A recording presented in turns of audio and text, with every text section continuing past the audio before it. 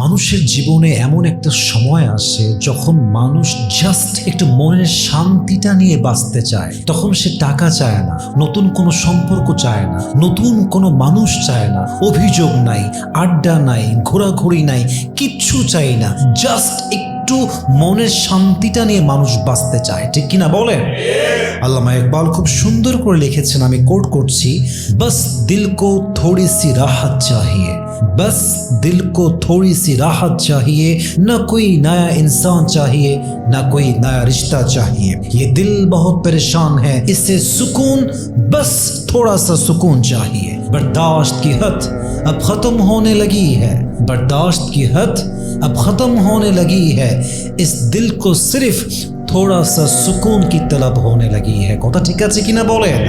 নতুন কোনো সম্পর্ক চাই না, নতুন কোনো মানুষ চাই না, কারোর সঙ্গে কোনো কমপ্লেইন নেই, অভিযোগ নেই, ধোকাবাজি নেই, আড্ডা নেই, ঘোরাঘুরি নেই, টাকা চাই না, বাড়ি চাই না, জাস্ট মৃত্যু পর্যন্ত মনের শান্তিটা নিয়ে আমরা বাঁচতে চাই। কথা ঠিক আছে কিনা বলেন? পুরুষের মন বড় মারাত্মক জিনিস। একবার মন থেকে ভালো লেগে গেলে কখনোই ছাড়তে চায় না, আর একবার মন উঠে গেলে হাজার চেষ্টা করলেও পুরুষ তার দিকে চোখ তুলে তাকায় না। ঠিক কিনা বলেন?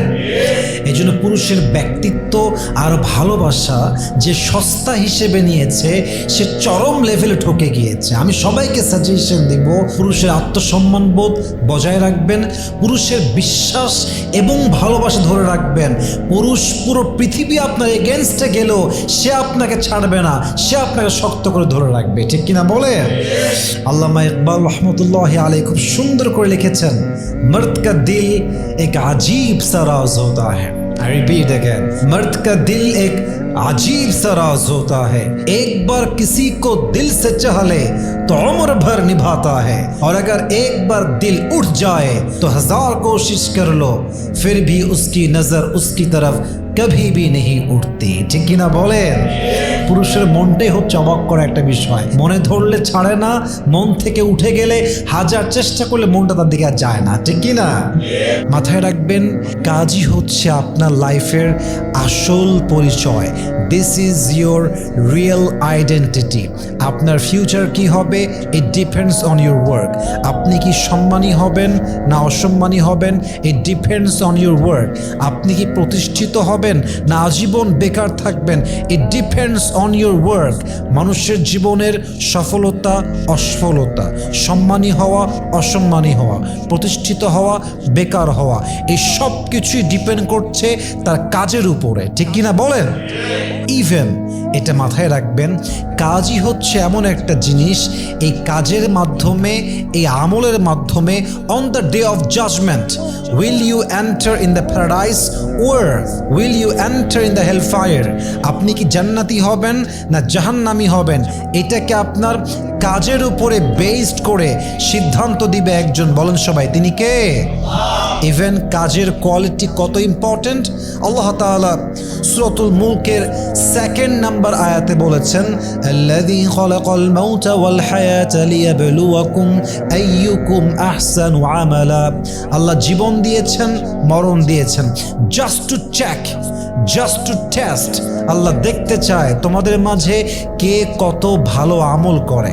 আল্লাহ বলেন নাই যে আইয়ুকুম আকসারু আমালা, কে কত বেশি আমল করে। নো, আল্লাহ এমনভাবে বলেন নাই। আল্লাহ বলেছেন কে কত ভালো আমল করতে পারে। দ্যাট মিনস আপনি কোনো কাজ করলেই এনাফ না, আপনাকে আপনার জায়গা থেকে you have to give your best effort as much as you can. Just কাজ করলেই হয় না, কাজের মতো কাজ করলেই সফলতা দান করবে একজন। বলেন সবাই, তিনি কে? সো এখন আমি শুরু করছি how to concentrate on work. যে কোনো কাজে মনোযোগী হবেন কেমনে, স্থির হবেন কেমনে, ঘন্টার পরে ঘন্টা, how to work, how to concentrate, how to focus on work. কেমন করে কাজ করলে কাজে মনোযোগ থাকবে, আমি কয়েকটা টিপস দিব, অ্যাপ্লাই সবাই করবেন তো ইনশাআল্লাহ? আর একবার জোরে সোরে বলেন ইনশাআল্লাহ। নাম্বার 1, যে কোনো কাজ শুরু করার পূর্বে থিঙ্ক অ্যাবাউট দ্য রেজাল্ট। ফলাফল নিয়ে একটু ভাবেন যে এই কাজটা যদি আপনি করতে পারেন, যদি আপনি সফল হন, এই স্কিলটা যদি আপনার ডেভেলপ হয়ে যায়, এই কাজ যদি আপনার গ্রোথ আসে, আপনি যদি সামনে এগিয়ে যেতে পারেন, what will be the benefit? আপনার লাভ কি হবে? লাভ হবে এই, আপনি প্রতিষ্ঠিত হবেন। লাভ হবে এই, আপনি আপনার পছন্দের মেয়েকে বিয়ে করতে পারবেন। লাভ হবে এই, আপনি আপনার বাবাকে হেল্প করতে পারবেন, মাকে হেল্প করতে পারবেন, পরিবারের দায়িত্ব নিতে পারবেন। লাভ হবে এই, অল্প বয়সে বিয়ে করতে পারবেন। লাভ হবে এই, অল্প বয়সে সন্তানের বাবা হতে পারবেন। লাভ হবে এই, পুরো পরিবারের ভেতরে আপনিই হবেন একজন সেরা সন্তান। পুরো সোসাইটির মাঝে, ফ্রেন্ড সার্কেলের মাঝে আপনার মতো সেরা আর দ্বিতীয় কেউ হতে পারবে না। ঠিক কিনা বলেন? Think about the result. যে কোনো কাজ শুরু করার পূর্বে যখন ফলাফল নিয়ে ভাববেন, এর ফিউচার নিয়ে ভাববেন, এর রেজাল্ট নিয়ে ভাববেন, দেখবেন এটাই আপনার ভেতরে একটা বারুদ জ্বালায় দিবে। ঠিক কিনা বলেন? যে কোনো কাজে যদি আপনি কনসেন্ট্রেট হতে চান, think about the result, think about the future of this work. If you concentrate on this work, what will be the ultimate result? What kind of benefit that you will get in future? আপনি যদি ফলাফল নিয়ে ভাবতে পারেন, আপনার কাজে মনোযোগ বাড়ায় দিবে একজন। বলেন সবাই, তিনি কে? আল্লাহ তাআলা বলছেন, وَأَمَّا مَنْ خَافَ مَقَامَ رَبِّهِ وَنَهَى النَّفْسَ عَنِ الْهَوَى। যে ব্যক্তি তার রবের সামনে দাঁড়ানোর ব্যাপারে ভয় রাখে এবং তার নিজের প্রবৃত্তিকে কন্ট্রোল করে, দমন করে, এই হচ্ছে আয়াতের ব্যাখ্যা। এই আয়াতে আল্লাহ তাআলা আমাদেরকে শিখাচ্ছেন মন যা চায় সব সময় সেটা করতে নেই, বরং ইমানদারের মূল গুণ হচ্ছে নিজেকে প্রবৃত্তির অনুসরণ না করিয়ে জাস্ট যখন যেটা করা দরকার সেটা যে করতে পারে, he is the real believer. ঠিক কিনা বলেন? অতএব মন চাচ্ছে আড্ডা দিচ্ছি, মন চাচ্ছে ফোন টিপছি, it's not a sign of real believer. Real believer always will protect their own self. আমার যা মন চায় তা আমি করতে পারবো না, বরং আমার যা করতে হবে তাই যদি করতে পারি তবেই আমি প্রকৃত মুমিন হতে পারবো। ঠিক কিনা বলেন? অতএব নাম্বার 1, নিজেকে সব কিছুর থেকে বিরত রেখে অবশ্যই সেই কাজের রেজাল্ট নিয়ে ভাববেন। রাজি আছেন তো ইনশাআল্লাহ? 2 নাম্বার, মাথায় রাখবেন, কাজে যদি আপনি মনোযোগী হতে পারেন, এখানে আপনার লাভ তো আছেই, তবে যদি আপনি কাজে মনোযোগী হতে চান, 2 নাম্বার বিষয় মাথায় রাখবেন, ডিস্ট্রাকশন মানেই হচ্ছে মনোযোগ হারিয়ে ফেলা। মাথায় রাখেন, যখনই আপনি কাজ করতে বসেছেন, যেই ইস্যু, যেই রিজন, যেই যন্ত্র আপনাকে কাজ থেকে ডিস্ট্র্যাক্ট করে দেয়, এটার থেকে কমপ্লিটলি দূরে থাকেন। যেমন আপনি স্টাডি করতে বসেছেন, ফর অ্যান এক্সাম্পল, উদাহরণ হিসেবে বলছি, এখন মোবাইল ফোন আপনাকে ডিস্ট্র্যাক্ট করতে পারে, আপনার ল্যাপটপ, আপনার কম্পিউটার, আপনার বাসার এমন কোনো জিনিস, টিভি হতে পারে, স্মার্টফোন হতে পারে, কম্পিউটার হতে পারে, ল্যাপটপ হতে পারে, এনিথিং কুড বি, যেই বিষয়গুলো আপনাকে ডিস্ট্র্যাক্ট করে দেয়, কাজ থেকে দূরে সরিয়ে দেয়, ওইটার থেকে আপনি 14 মাইল দূরে থাকবেন। আপনি যখন পড়তে বসবেন ওখানে মোবাইল ফোন থাকবে না, আপনি যখন পড়তে বসবেন সেখানে ল্যাপটপ থাকবে না, আপনি যখন পড়তে বসবেন আপনি টিভির সামনে পড়তে বসবেন না। যখন আপনি এই সমস্ত ডিস্ট্রাকশন থেকে বেঁচে কাজ করতে বসবেন, প্রত্যেকটা কাজের ধাপে ধাপে আপনাকে বরকত দিবে একজন। বলেন সবাই, তিনি কে? আল্লাহ তাআলা বলছেন, ইন্নাস সামআ ওয়াল বাসারা ওয়াল ফুআদা কুল্লু উলাইকা কানা আনহু মাসউলা। আপনি আপনার কান দিয়ে যা শুনবেন, চোখ দিয়ে যা দেখবেন, আপনি যা কিছু করবেন আপনার দেহের প্রত্যেকটা অঙ্গ প্রত্যঙ্গ দিয়ে, প্রত্যেকটা বিষয়কে কিয়ামতের দিন আপনাকে জিজ্ঞাসাবাদ করবে একজন। তিনি কে? অতএব আপনি যখন কাজে ডিস্ট্র্যাক্ট হচ্ছেন, আপনি কান দিয়ে খারাপ কাজ শুনতেছেন, গান শুনতেছেন, চোখ দিয়ে অশ্লীল জিনিস দেখতেছেন, প্রত্যেকটা জিনিসের হিসাব হবে। অতএব এই ডিস্ট্রাকশন থেকে দূরে রেখে, পাপ থেকে, অন্যায় থেকে দূরে রেখে যত কাজে মনোযোগী হবেন তত আপনার কাজে বরকত দিবে একজন। তিনি কে? 3 নাম্বার, মাথায় রাখবেন, নিজেকে আলাদা করে কাজ করেন, একটা রুম চুজ করেন, রুমের ভেতরে বেশি লাইট রাখবেন না, লাইট খুব বেশি রাখলে আপনার মাথায় পেইন হতে পারে। সমস্ত কিছুকে দূরে সরায় দেন। টেবিল নেন, একটা ল্যাম্প লাইট নেন, এবং ল্যাম্প লাইট নেওয়ার পরে যখন ল্যাম্প লাইট আপনি নিয়েছেন, মাথায় রাখবেন আশেপাশের যেই সাউন্ড, নয়েজ, এগুলো যেন আপনার কানে না আসে। একদম নীরবতার সাথে সাইলেন্টলি, সাইলেন্ট জোন, যেখানে কেউ যাবে না, গেট কেউ নক করবে না, বাসার কেউ সেখানে প্রবেশ করবে না, একদম ঠান্ডা পরিবেশ। আপনি জাস্ট নিজের মতো করে কাজ করবেন, ঘন্টার পরে ঘন্টা এমন একটা নীরব জায়গা চুজ করবেন।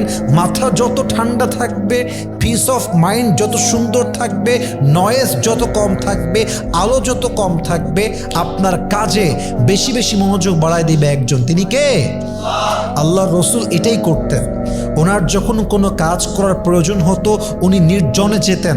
ইভেন যারা স্পিকার, যারা লেকচার দেয়, কথা বলে, Bangabandhu Sheikh Mujibur Rahman, just for an example, উনি যে ভাষণ দিতেন, ওনার মা বলেছেন, এবং এটা আমি নিজেও পড়েছি, যে উনি ভাষণ দেওয়ার পূর্বে এই ভাষণগুলো ছোটবেলার থেকেই, বা উনি যে নেতা হবেন তার যে এই ড্রিমটা, ভাষণ দিবেন, উনি খেতে খামারে গিয়ে ভাষণ দিতেন, ধানের ভুঁয়ে গিয়ে ভাষণ দিতেন, এবং ঠান্ডা মাথায়, এমন পরিবেশ যেখানে কেউ নেই, জাস্ট একা।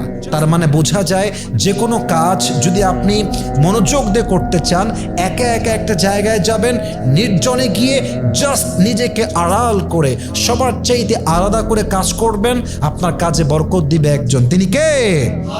4 নাম্বার, যেটা আমি আমার লাইফে অ্যাপ্লাই করি, টাইমার সেট করবেন।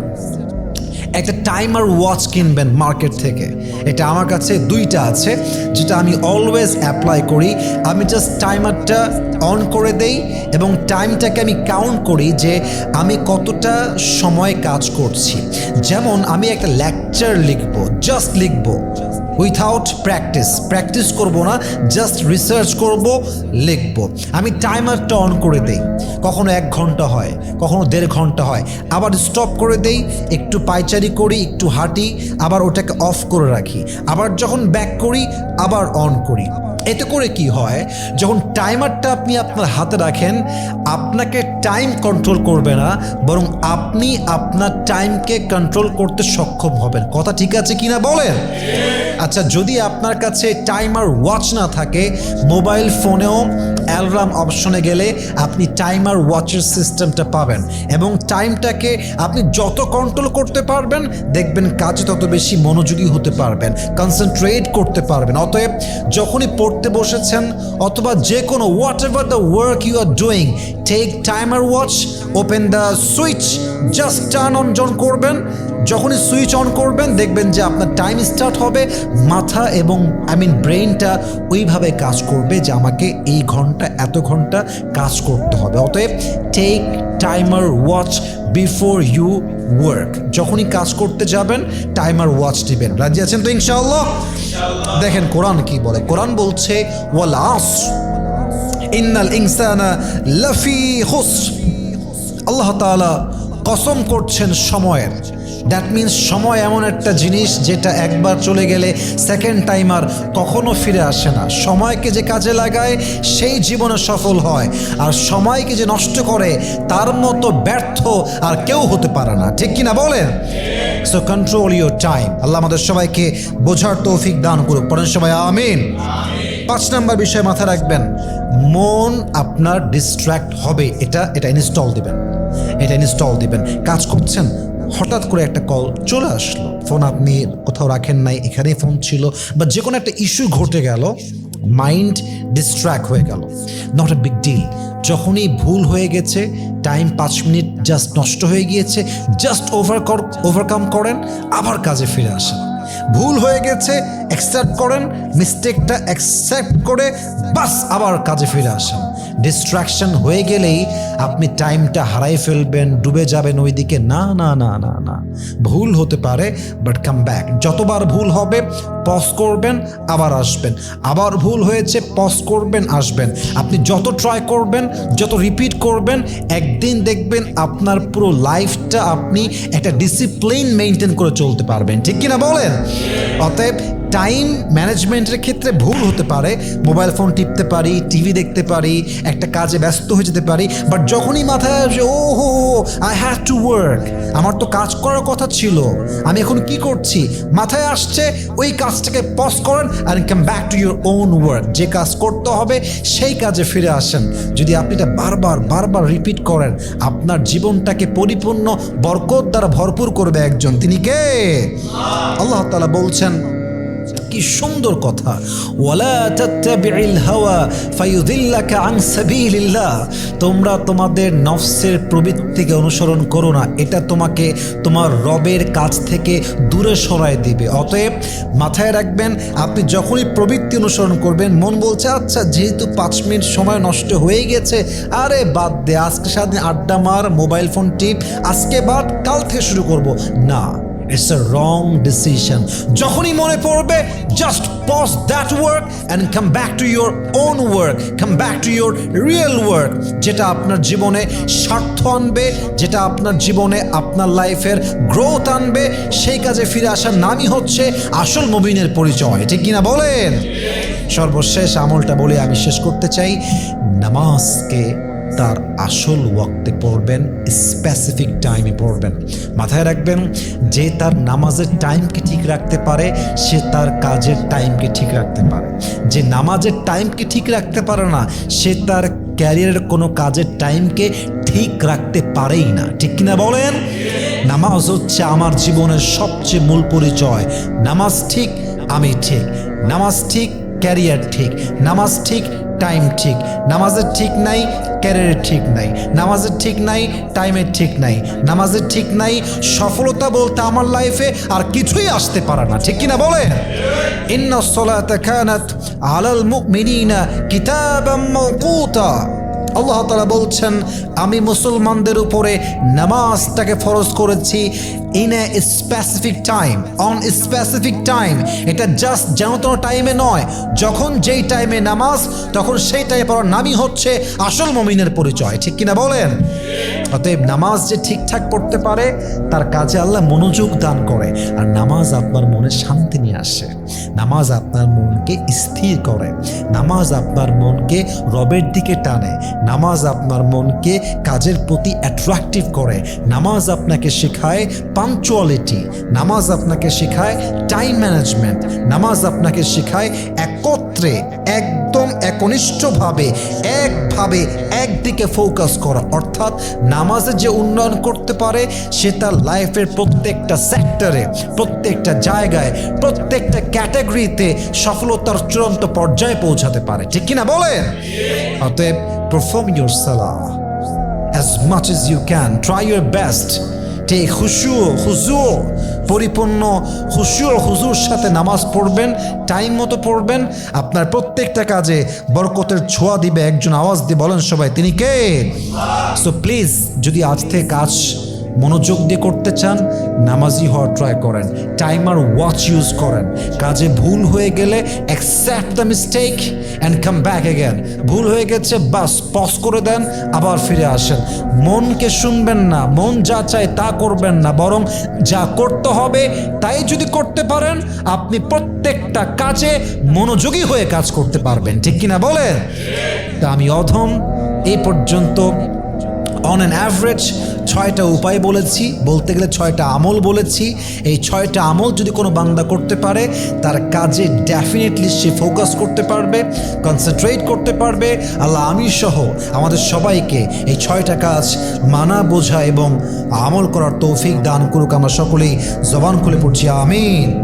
10টা গুণ, 10টা চারিত্রিক বৈশিষ্ট্য আছে এমন, হাদিসে আসছে এই 10টা গুণ যে নারীর মধ্যে পাওয়া যাবে সে প্রিয় বান্দি হবে 1 সপ্তাহ। বলেন সবাই, তিনি কে? তো যেই নারীরা, যেই মায়েরা, যেই বোনেরা আল্লাহর প্রিয় বান্দি হতে চান, আল্লাহর কাছে সবচেয়ে কাছের প্রিয় বান্দি হতে চান, যারা আল্লাহর কাছে পছন্দনীয় হতে চান, যারা আল্লাহর কাছে সবচাইতে গ্রহণযোগ্য একজন বান্দি হতে চান, এই 10টা আমল নিজের জীবনের সঙ্গে একদম স্ট্রংলি সেট করে নেবেন। যতদিন বেঁচে আছেন এই আমলগুলো অবশ্যই করতে হবে। 1 নাম্বার, সেই নারীকে আল্লাহ তাআলা অনেক বেশি ভালোবাসেন যেই নারী কোনো প্রকার অভিযোগ ছাড়া, প্রতিশোধ ছাড়া মানুষকে জাস্ট আল্লাহর দিকে তাকিয়ে ক্ষমা করে দেয়। সুবহানাল্লাহ পড়বেন না আপনারা সবাই? কোরআনে আল্লাহ তাআলা বলেছেন মুত্তাকীদের একটা শ্রেষ্ঠ বৈশিষ্ট্য হচ্ছে ওয়াল কাযিমিনাল গায়য, they will control their anger. তারা তাদের রাগকে, ক্রোধকে কন্ট্রোল করে এবং তারা ওয়াল আফিনা আনিন নাস, দে ফরগিভ পিপল। এবং মুত্তাকি যারা হয় তারা মানুষকে নির্দ্বিধায় ক্ষমা করে দেয়। সুবহানাল্লাহ পড়বেন না আপনারা সবাই? তারপরে আল্লাহ তাআলা কি বলছেন? ওয়াল্লাহু ইউহিব্বুল মুহসিনিন। যারা রাগ কন্ট্রোল করে, যারা মানুষকে ক্ষমা করে দেয়, এরকম মানুষকে আল্লাহ তাআলা স্বয়ং নিজেই ভালোবাসে। সুবহানাল্লাহ পড়বেন না আপনারা? এবং এটা বাস্তব কথা যে মেয়েদের মাঝে জেদ একটু বেশি থাকে। তো যেই মেয়েটা জেদের বশীভূত না হয়ে নিজের রাগকে কন্ট্রোল করতে পারে, যেহেতু মেয়েরা ছোট্টবেলার থেকেই অনেক মায়াতে, আদরে, ভালোবাসা পেয়ে বড় হয়, তাই তাদেরকে কেউ কটু কথা বললে সঙ্গে সঙ্গে ইগোতে লেগে যায়, ব্যক্তিত্বে লেগে যায়। তো মেয়েটা সহ্য করতে পারে না এবং সে তার রাগের বশীভূত হয়ে রিভেঞ্জ নিতে চায়। সে রিভেঞ্জ নিয়ে, প্রতিশোধ নিয়ে নিজের মনের শান্তি খুঁজতে চায়। কিন্তু এটা না করে যেই মেয়ে আল্লাহর দিকে তাকায় ক্ষমা করে দেবে, রাগের বশীভূত হয়ে গালি না দিয়ে যে তার জবানকে কন্ট্রোল করবে, রাগকে কন্ট্রোল করবে, সে নারীকে ভালোবাসে একজন। আওয়াজ দিয়ে বলেন সবাই, তিনি কে? এবং বাস্তব কথা হচ্ছে আজকালকার সমাজে কিছু পুরুষ আছে যে পুরুষ মেয়েদের মন নিয়ে খেলতে বড্ড পছন্দ করে। এবং আমার কাছে অবাক লাগে যে পুরুষগুলো নারীর বিশ্বাস নিয়ে খেলে, নারীর ভালোবাসা নিয়ে খেলে, তার ট্রাস্টকে পুঁজি করে ব্যবসা করে, তার মনটাকে ভেঙে চুরে চূর্ণ বিচূর্ণ করে দেয়, সেই পুরুষ এই বেইমানি করে নিজেকে বড্ড চালাক ভাবে। তার বোঝা উচিত সে চালাক নয়, সে বোকার স্বর্গে বসবাস করছে। ঠিক কিনা বলেন? যে পুরুষ নারীর বিশ্বাস নিয়ে খেলেও নিজেকে খুব দামি মনে করে, সে পুরুষ হচ্ছে সেই চার্জার যার সব কিছু আছে, যার তার লম্বা, কিন্তু কোনো ফোনে সে চার্জ দিতে পারে না। ঠিক কিনা বলেন? এই পুরুষ হচ্ছে সেই পুরুষ, যে পুরুষ হচ্ছে সেই লিফটের মতো, যে লিফটে সুইচও আছে, বাটনও আছে, কিন্তু সেই লিফটটা উঁচুতেও যায় না, নিচুতেও যায় না। ঠিক কিনা বলেন? এরকম পুরুষের কোনো মূল্য নাই। অতএব পৃথিবীতে হাজারো এমন নারী আছে যে নারীর সম্মান একজন পুরুষ নষ্ট করে দিয়েছে, যে নারীর ইজ্জত একজন পুরুষ নষ্ট করে দিয়েছে, যে নারীর বিশ্বাস একজন পুরুষ পরিপূর্ণ শেষ করে দিয়েছে। চাইলে সেই নারী রিভেঞ্জ নিতে পারে, চাইলে সেই নারীর প্রতিশোধ নিয়ে ওই পুরুষটাকে পাল্টা আঘাত করতে পারে। কিন্তু হাজারো নারী, হাজারো স্ত্রী সে পুরুষকে ক্ষমা করে দিয়েছে জাস্ট আল্লাহর দিকে তাকিয়ে। সুবহানাল্লাহ পড়বেন না? অতএব এমন নারী যে নারী প্রতিশোধ না নিয়ে ক্ষমা করে দেয়, তাকে আল্লাহ তাআলা বড্ড বেশি ভালোবাসেন। অতএব যদি আল্লাহর ভালোবাসা পেতে চান, শুধুমাত্র নারীরা নয়, নারী এবং পুরুষ উভয়ে ক্ষমা করবে, রাগ কন্ট্রোল করবে একজনের জন্য। তিনি কে? 2 নাম্বার, সেই নারীকে আল্লাহ তাআলা বড্ড ভালোবাসেন যে নারীর মাঝে সবরের গুণ আছে, ধৈর্যের গুণ আছে। এবং আমি বাস্তবতা থেকে বলছি এবং বাস্তবিক অবজারভেশন থেকে বলছি, কিছু ক্ষেত্রে পুরুষের চাইতে নারীর ধৈর্য অনেক বেশি। বিশেষ করে বাংলাদেশে ম্যাক্সিমাম ফ্যামিলি, ম্যাক্সিমাম সংসার টিকে আছে পুরুষের ধৈর্যের জন্য নয়, নারীর ধৈর্যের জন্য। নারী যদি জাস্ট একবার ধৈর্য হারিয়ে ফেলে শাশুড়ির জন্য, শ্বশুরের জন্য, নিজের স্বামীর জন্য, জাস্ট একবার ধৈর্য হারিয়ে ফেলবে, জবান খুলে প্রতিবাদ করবে, সঙ্গে সঙ্গে সংসারটা ভেঙে চুরে তছনছ হয়ে যাবে। নারী জাস্ট তার ধৈর্যের পরিচয় দিয়ে হাজার গালি খেয়ে, হাজার জুলুমের শিকার হয়ে হাজার হাজার অধিকারকে মাটির নিচে চাপা দিয়ে নারী জাস্ট সবরের শক্তি নিয়ে বেঁচে আছে বিধায় সংসারটা টিকে আছে। নারী যদি একবার ধৈর্য হারিয়ে দেয় সংসারটা ভেঙে চুরে চূর্ণ বিচূর্ণ হয়ে যাবে, ঠিক কিনা বলেন? অতএব সেই নারী, যেই নারী আল্লাহর দিকে তাকিয়ে ধৈর্য ধারণ করে, আল্লাহর দিকে তাকিয়ে গালি সহ্য করে, আল্লাহর দিকে তাকিয়ে সমস্ত সিচুয়েশনকে ফেস করে, এই ধৈর্যশীল নারীকে পছন্দ করে একজন, তিনি কে? দেখেন আল্লাহ তাআলা কি বলছেন। আল্লাহ বলছেন, what is the result of সবর? ধৈর্য একটা ফলাফল লাগবে তো, রেজাল্ট লাগবে তো। এত সুন্দর রেজাল্ট যেটা শুনলে আপনার ধৈর্যের জন্য আরো চাহিদা বেড়ে যাবে, আপনার গায়ে বল ফিরে পাবেন, শক্তি ফিরে আসবে। আল্লাহ তাআলা কি বলছে? জাস্ট ট্রাই টু আন্ডারস্ট্যান্ড, একটু বোঝার চেষ্টা করেন। আল্লাহ রাব্বুল আলামিন বলছেন, বান্দা শোনো শোনো, ইন্নামা ইউওয়াফাস সাবিরুনা আজরাহুম বিগাইরি হিসাব। যে বান্দা ধৈর্যশীল হবে, যে বান্দা প্রত্যেকটা কষ্টে দুঃখে আল্লাহর উপরে ভরসা করবে, পরিস্থিতি সামাল দিয়ে ধৈর্যের সঙ্গে মোকাবেলা করবে, তার ফলাফল কি হবে? আল্লাহ বলছে, কিয়ামতের কঠিন দিনে যখন বাবা তার সন্তানকে চিনবে না, সন্তান তার বাপকে চিনবে না, মা তার সন্তান চিনবে না, সন্তান তার মাকে চিনবে না, বউ স্বামীকে চিনবে না, স্বামী তার বউকে চিনবে না, সবাই সবাইকে অস্বীকার করবে, মুরিদ পীরকে চিনবে না, পীর তার মুরিদকে চিনবে না। আল্লাহ বলছে, এই কঠিন দিনে ধৈর্যশীল বান্দা যে হবে তাকে আমি আল্লাহ বিনা হিসেবে জান্নাত দান করব। কোন সবাই সুবহানাল্লাহ। Indeed, those who observe patience will be given their reward without measure. যা ধৈর্যশীল হবে কিয়ামতের কঠিন দিনে আল্লাহ এদের সবাইকে বিনা হিসেবে জান্নাত দান করবে। সুবহানাল্লাহ পড়েন। ইয়া আইয়ুহাল্লাযীনা আমানু ইসতাঈনু বিস-সাবরি ওয়াস-সালাহ। You who believed, seek the help of Allah subhanahu wa ta'ala with patience and salah. তোমরা আল্লাহর সাহায্য চাও দুইটা জিনিস দিয়ে চাও, এক নামাজ, দুই ধৈর্য। যে নামাজ এবং সবরের মাধ্যমে সাহায্য চায় আল্লাহ বলছে তাকে আমি গায়েবী ভাবে সাহায্যের হাত বাড়িয়ে দিই। সুবহানাল্লাহ পড়েন। অতএব সেই নারীকে আল্লাহ বড্ড ভালোবাসে, যে নারী সুখে দুঃখে কষ্টে আপদে বিপদে ধৈর্য ধারণ করে এক সত্তার দিকে তাকিয়ে। আওয়াজ দিয়ে বলেন সবাই, তিনি কে? আমি সবরের ছোট্ট একটা মিনিং আজকের প্রোগ্রামে বলতে চাই। আমার সামনে অনেকে বসে আছেন, অনেকে আমাকে ফেসবুকে ইউটিউবে শুনবেন। সবরের একটা ডেফিনেশন খুব ভালো করে বুঝে নেবেন। সবর means টাইটিং your bond and relationship with Allah subhanahu wa ta'ala when you are facing difficult situations in your life. সবর মানে হচ্ছে আমার জীবনে কষ্ট যত বাড়বে দুনিয়ার সঙ্গে সম্পর্ক তত কমবে, আল্লাহর সঙ্গে সম্পর্ক তত বেশি বাড়বে।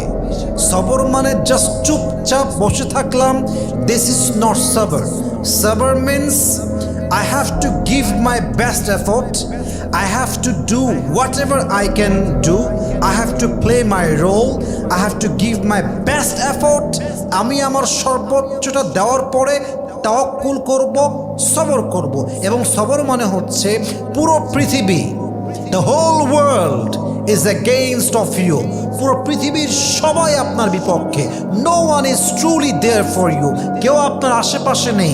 No one is taking your side. আপনার পক্ষ কেউ নিচ্ছে না। At the same time, you have to believe in it যে আল্লাহ আমার সঙ্গে সব জায়গায় আছেন, প্রতিটা মুহূর্তে আছে। পুরো দুনিয়া আমার সঙ্গ ছাড়তে পারে, বাট আমার সঙ্গে আছে একজন। বলেন সবাই, তিনি কে? It includes aspects of being self-disciplined and remaining spiritually steadfast when you are facing so many problems, difficult situations, all the circumstances that you are facing right now in your life. সবর মানে just ধৈর্য নয়, সবর মানে আধ্যাত্মিকভাবে অবিচল থাকা, সবর মানে শারীরিকভাবে শক্তিশালী হওয়া, সবর মানে যত কষ্ট আসুক আমার ভরসা, আমার শক্তি, আমার সব কিছুর আশার ভরসার জায়গা একজন। বলেন সবাই, তিনি কে? 3 নম্বর, সে নারীকে আল্লাহ তাআলা বড্ড ভালোবাসেন যেই নারী কোনো অন্যায় করার পরে তওবা করে আল্লাহর কাছে ফিরে আসে। সে নারীকে আল্লাহ বড্ড ভালোবাসেন। নারীর জীবনটা খুবই সেন্সিটিভ। নারীর জান্নাতে যাওয়া যেমন সহজ, নারীর জাহান্নামে যাওয়ার কারণ কিন্তু অসংখ্য রয়েছে।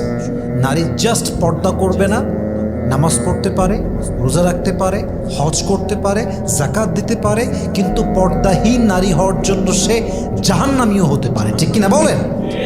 যদি নারীর যে কোনো অন্যায় হয়ে যায়, যদি নারী সঙ্গে সঙ্গে তওবা করে ফেলে, আল্লাহর কাছে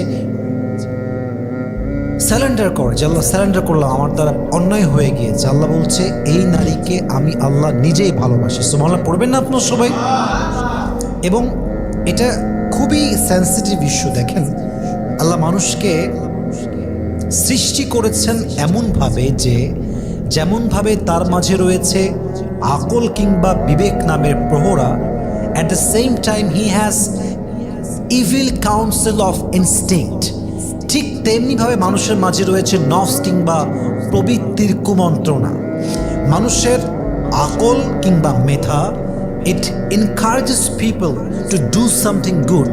মানুষের এই যে আপনার মেধা আল্লাহ দিয়েছেন, এই যে বোঝার শক্তি আল্লাহ দিয়েছেন, এটা মানুষকে ভালো কাজে মোটিভেট করে, ইন্সপায়ার করে, উদ্বুদ্ধ করে। অ্যাট দ্য সেম টাইম শয়তানের হুইসপারিং, ধোঁকা মানুষকে অন্যায় কাজে মোটিভেট করে। মানুষ যখন শয়তানের কুমন্ত্রণায় পড়ে অন্যায় করে ফেলে এবং when he realize যে আল্লাহ আমি তো ভুল করে ফেলছি, আল্লাহ এ তো আমি অন্যায় করে ফেলছি, তো আমার করা উচিত ছিল না তোমার বান্দা হিসেবে, যখন বান্দা রিয়েলাইজ করে যে আমার ভুল হয়ে গেছে এবং আল্লাহকে বলে আল্লাহ প্লিজ তুমি আমাকে মাফ করে দাও, আল্লাহ আমি অন্যায় করে ফেলেছি, এটা আমি ইন্টেনশনালি করি নাই, এটা বাই মিস্টেক হয়ে গেছে, আল্লাহ আমাকে তুমি ক্ষমা করো। আল্লাহ বলছেন ইন্নাল্লাহা ইউহিব্বুত তাওয়াবিন ওয়া ইউহিব্বুল মুতাতাহহিরিন। আমি আল্লাহ সেই বান্দাকে ভালোবাসি যে বান্দা অন্যায় করার পরে আমার কাছে ফিরে আসে। সুবহানাল্লাহ পড়বেন না আপনারা? অতএব সেই নারী, সেই যুবক, সে মানুষ, যে মানুষ অন্যায়ের পরে আল্লাহর কাছে ফিরে যায়, তওবা করে, তাকে আল্লাহ স্বয়ং নিজেই ভালোবাসার ঘোষণা কোরআনে দিয়েছেন। সুবহানাল্লাহ পড়েন সবাই। অতএব প্রিয় বোনদেরকে বলতে চাই, প্রিয় বোন আমার, যদি অন্যায় হয়ে যায় স্থির থাকবেন না, অন্যায়ের উপরে অবিচল থাকবেন না, তওবা করতে হবে এক সপ্তাহের উপরে। আওয়াজ দিয়ে বলেন সবাই, তিনি কে? 4 নাম্বার, এটা খুবই সেন্সিটিভ। এই 4 নাম্বারটা অনেক মেয়ের মাঝ থেকে আজকে হারিয়ে গিয়েছে। সেই নারীকে আল্লাহ তাআলা বড্ড ভালোবাসেন, যেই নারী তার স্বামীর জন্য তার ইজ্জতকে রক্ষা করে, তার সতীত্বকে রক্ষা করে। যেই নারী একজন পুরুষের সঙ্গে প্রেম করার পূর্বে, ইজ্জত দেওয়ার পূর্বে এটা বলে যে এই ইজ্জত কোনো পুরুষ পাবে না, এই ইজ্জত একমাত্র পাবে আমার স্বামী। আমার মিষ্টি গলা, আমার যত্ন, আমার ভালোবাসা কোনো অবৈধ বয়ফ্রেন্ড পাবে না, এটা পাবে জাস্ট আমার স্বামী। এই চিন্তা করে যেই নারী তার ইজ্জতকে রক্ষা করতে পারে, সতীত্বকে রক্ষা করতে পারে, তাকে ভালোবাসে একজন। আওয়াজ দিয়ে বলেন সবাই, তিনি কে? একটা কথা বলতে I am feeling so shy, but this is the reality and I have to talk about the reality, what's going on in the society. This is my responsibility that I should talk about on this matter. যা ঘটছে তা আমাকে বলতে হবে, চাই মানুষ আমার উপরে রাগ করুক কিংবা খুশি হোক, এটা আমার দায়িত্ব বলা। একজন মেয়েকে যদি কোনো অফিসের বস বলে যে আমি তোমাকে 5 কোটি টাকা দেব এবং এই অফিসে একটা ভালো পোস্টের জব দিব, একটাই শর্ত, আমার সঙ্গে 1 রাত থাকতে হবে, শুইতে হবে। নাউজুবিল্লাহ, আমি বলতে খুব ইতস্তত বোধ করছি, খুব শাই ফিল করছি এবং অত্যন্ত লজ্জাবোধ থেকে আমি কথাগুলো বলছি। তো সেই মেয়েটা কখনো রাজি হবে না, বলবে আমার জব দরকার নাই, আমার ইজ্জতটা আমার কাছে দামি। ঠিক সেই মেয়েটা, যেই মেয়েটা টাকার কাছে ইজ্জত বিক্রি করবে না, যেই মেয়েটা কোটি টাকার বিনিময়ে ইজ্জত দিতে চায় না, সেই মেয়েটা তার বয়ফ্রেন্ডের 2-1টা মিষ্টি কথা, তার বয়ফ্রেন্ড কয়েকবার রেস্টুরেন্টে নিয়ে গিয়ে খাওয়াইছে, কয়েকটা মিষ্টি আলাপ দিয়েছে, বিয়ের প্রলোভন দিয়েছে, সেই মেয়েটা জাস্ট কয়েকটা মিষ্টি কথার জন্য বয়ফ্রেন্ডের কাছে স্বামীর পাওনা, সবচেয়ে দামি সম্পদ, সবচেয়ে দামি জিনিস, ইজ্জতটা বিলীন করতে একটা মুহূর্ত ভাবে না। ঠিক কিনা বলেন? এ কথা কে বলবে? এ কথা কে বোঝাবে যে একজন নারীর জীবনে তার সতীত্ব সবচেয়ে বড় দামি সম্পদ, তার ইজ্জত সবচেয়ে বড় দামি সম্পদ। একজন পুরুষ যে শান্তি চায় সেই শান্তির নাম হচ্ছে পবিত্রতা। একজন পুরুষ তার স্ত্রীর মাঝে সবচেয়ে গুরুত্বপূর্ণ জিনিস চায় চরিত্র, তার ইজ্জত, তার সম্মান। যখন পুরুষ বুঝতে পারে যে এই মেয়ে বিয়ের আগেই ইজ্জত নষ্ট করেছে, সতীত্ব নষ্ট করেছে, তখন সেই পুরুষ তার স্ত্রীর প্রতি ন্যূনতম সম্মান প্রদর্শন করতে পারে না। ঠিক কিনা বলেন যুবক ভাইরা? অতএব সে নারীকে আল্লাহ তাআলা ভালোবাসেন। ফাসসালিহাতু কানিতাতুন হাফিযাতুন লিল গায়বি বিমা হাফিযাল্লাহ। যে নারী তার স্বামীর অনুপস্থিতিতে ইজ্জতকে রক্ষা করে, সতীত্বকে রক্ষা করে, সে নারীকে ভালোবাসে একজন। আওয়াজ দিয়ে বলেন সবাই, তিনি কে? অতএব আমার বন্ধুকে বলবো, প্লিজ সতীত্বকে রক্ষা করেন, ইজ্জতকে রক্ষা করেন। আল্লাহ প্রত্যেকটা মা বোনকে বোঝার তৌফিক দান করুন। পড়েন সবাই আমিন। 5 নাম্বার, সে নারীকে আল্লাহ তাআলা বড্ড ভালোবাসেন যেই নারী গীবত করে না, জবান দিয়ে কারো নামে বদনাম করে না। এরকম নারী পাওয়া খুবই রেয়ার যে বদনাম থেকে বেঁচে থাকে। ইভেন আমার তো মনে হয় 3-4 জন নারী, ভাবিরা, মামিরা, খালারা, মহিলারা একসঙ্গে হইলে 10টা কথার মধ্যে 8টা কথাই হয় মানুষের বদনাম আর গীবত নিয়ে। ঠিক কিনা বলেন? আল্লাহ তাআলা বলছেন, ওয়ালা ইয়াগতাব বা'দুকুম বা'দা, তোমরা একে অপরের নামে গীবত করো না, বদনাম করো না। অতএব সে নারীকে আল্লাহ বড্ড ভালোবাসেন যেই নারী গীবত থেকে বেঁচে থাকে। পড়েন সবাই সুবহানাল্লাহ। 6 নাম্বার, সে নারীকে আল্লাহ তাআলা বড্ড ভালোবাসেন যেই নারী তার স্বামীর প্রতি আনুগত্যশীল এবং সাপোর্টিভ। দেখেন, যেই নারী তার স্বামীকে খুশি করতে পারে না, যেই নারী তার স্বামীকে সাপোর্ট করতে পারে না, আমি তাকে নারী মানতেই প্রস্তুত না। নারী মানেই হচ্ছে কোমল হৃদয়ের, নারী মানেই হচ্ছে আনুগত্যশীল, নারী মানেই লজ্জাশীল, নারী মানেই স্বামীর চোখের শান্তির জায়গা, নারী মানেই পুরুষের চোখের এমন এক জায়গা যেই জায়গাতে পুরুষ এটা ভাবে যে পৃথিবীর কোথাও আমি শান্তি পাবো না, বাট আমার নারীর কাছে, আমার ওয়াইফের কাছে আমি শান্তি খুঁজে পাবো। এটাই শান্তির ঠিকানা, এটার নামই হচ্ছে আসল নারী। ঠিক কিনা বলেন? যেই নারী খারাপ সময় আসলে সাপোর্ট দেওয়া বাদ দিয়ে স্বামীর বিরুদ্ধাচরণ করে, স্বামীর এগেনস্টে যায়, স্বামীর হাত ছেড়ে দেয়, আনুগত্যশীল যেই নারী নয়, সে নারীকে আল্লাহ ভালোবাসেন না। অতএব যদি আল্লাহর ভালোবাসা পেতে চান, আপনাকে আপনার স্বামীর জন্য সাপোর্ট দিতে হবে, স্বামীর জন্য সাপোর্টিভ রোল প্লে করতে হবে, স্বামীর জন্য আনুগত্যশীল হতে হবে। আল্লাহ মেয়েদেরকে বোঝার তৌফিক দান করুক। পড়েন সবাই আমিন। 7 নাম্বার, যেই নারী তার দৃষ্টিকে সংযত রাখে, পরপুরুষ দেখলে চোখটা নামিয়ে রাখে, সে নারীকে ভালোবাসে একজন। বলেন সবাই, তিনি কে? আজকালকার মেয়েরা বোরকা পরে, হিজাব পরে, নেকাব পরে, সব পরে, বাট পর্দার ভেতরে চোখ দিয়ে পরপুরুষের দিকে লালসার চোখে তাকায়। এরকম মেয়ে বলেন তো সবাই আছে না নাই? আল্লাহ তাআলা বলছেন, ওয়াকুল লিল মুমিনাতি ইয়াগুযুদনা মিন আবসারিহিন্না ওয়া ইয়াহফাযনা ফুরুজাহুন। মুমিন নারীদেরকে বলো, মুমিনা নারীদেরকে বলো, তারা যেন তাদের দৃষ্টিকে সংযত রাখে এবং লজ্জাস্থানকে হেফাজত করে। অতএব যেই নারী দৃষ্টিকে সংযত রাখে এবং লজ্জাস্থানকে হেফাজত করে, সেই নারীকে ভালোবাসে একজন। বলেন সবাই, তিনি কে? 8 নাম্বার, সে নারীকে আল্লাহ তাআলা বড্ড ভালোবাসেন যেই নারী পাবলিক প্লেসে পারফিউম ইউজ করে না, সুগন্ধি ইউজ করে না। একজন নারী জাস্ট তার স্বামীর জন্য পারফিউম ইউজ করবে। স্বামী ছাড়া পাবলিক প্লেসে যেই নারী সুগন্ধি ব্যবহার করবে এবং তার সুগন্ধির ঘ্রাণ শুনে, সেই ঘ্রাণ শুনে যে পুরুষ তার প্রতি আকৃষ্ট হবে, অ্যাট্রাকটিভ হবে, সেই পুরুষের সঙ্গে জেনার গুনাহ তার আমল নামায় অ্যাড হবে। বলেন সবাই নাউজুবিল্লাহ। So don't use perfume in public place. You just have to use the perfume in front of your husband. স্বামী ছাড়া পরপুরুষের সামনে যাওয়ার সময়, পাবলিক প্লেসে যাওয়ার সময় কোনো নারী পারফিউম ইউজ করতে পারবে না। ঠিক কিনা বলেন? 9 নাম্বার, সে নারীকে আল্লাহ তাআলা বড্ড ভালোবাসেন যে নারী হেল্পিং মাইন্ড বিলং করে। মানুষের পাশে দাঁড়াবার মনোমাইন্ড যে নারীর ভিতরে আছে, সে খুব অসাধারণ নারী। আপনারা জানলে অবাক হবেন, এমন অনেক মেয়ে আছে যেই মেয়েদের টাকা পয়সা কম হওয়ার জন্য তারা বড্ড আফসোস করে যে ইস রে, যদি আমার টাকা থাকতো, যদি আমার কয়েক কয়েক কোটি টাকা থাকতো, আমি এই মানুষটার সাহায্য করতাম, এই মানুষটার কষ্ট দুঃখ আমি দূর করে দিতাম। এই যে চিন্তাটা আছে না মানুষের মনের ভিতরে, যদি টাকা থাকতো হেল্প করতাম, যদি থাকতো দিতাম, সাহায্য করতাম, পাশে থাকতাম, এই চিন্তার জন্য আল্লাহ তার আমলনামায় সেম সওয়াব দান করবে। মনে পড়েন? অতএব সেই নারী যার মাঝে সাহায্যের একটা মনোমাইন্ড আছে, হেল্পিং মনোমাইন্ড আছে, মানুষের পাশে সে থাকতে চায়, তাকে ভালোবাসে একজন, বলেন সবাই তিনি কে?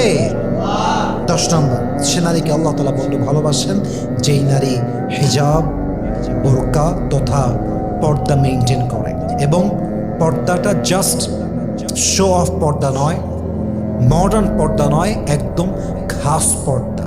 যে পর্দা করলে পুরুষের চোখ খারাপ হয় না, যে পর্দা করলে পুরুষের দৃষ্টি নষ্ট হয় না, যে পর্দা করলে নিজের দেহের কোনো অংশ দেখা যায় না, যে পর্দা করলে দেহের কোনো পার্টের ভাঁজ বোঝা যায় না, যেই পর্দা করলে দেহের মোটা বা চিকন, দেহের কোনো আকর্ষণীয় অংশ যেন পুরুষের কাছে শো না হয়, যেই পর্দা করলে আল্লাহ তাআলা খুশি হয়, এই পর্দা প্রত্যেকটা মেয়েকে করতে হবে। আল্লাহ সেই পর্দা করার তৌফিক প্রত্যেকটা নারীকে তৌফিক দান করুন, পড়েন সবাই আমিন। অতএব পর্দা জাস্ট করলেই হবে না, পর্দাটা পর্দার মতো করতে হবে। যে পর্দা করেছেন আম্মা জান আয়েশা রাদিয়াল্লাহু তাআলা আনহা, যে পর্দা করেছেন খাদিজা রাদিয়াল্লাহু তাআলা আনহা, যে পর্দা করেছেন আম্মা জান ফাতেমা রাদিয়াল্লাহু তাআলা আনহা, এরকম পর্দা যদি প্রত্যেকটা মেয়ে করতে পারে, তাকে জান্নাত দিবে একজন। আওয়াজ দিয়ে বলেন সবাই তিনি কে? তো 10টা গুণ বলার চেষ্টা করেছি, এবং 10টা গুণ বলতে গিয়ে আমার কথার মাঝে হয়তো বা ডানবাম হতে পারে, মিস্টেক হতে পারে। আল্লাহ সমস্ত ভুলগুলো ক্ষমা করে দিয়ে এই 10টা গুণ প্রত্যেকটা নারীর মাঝে অ্যাপ্লাই করার তৌফিক দান করুক, পড়েন সবাই আমিন।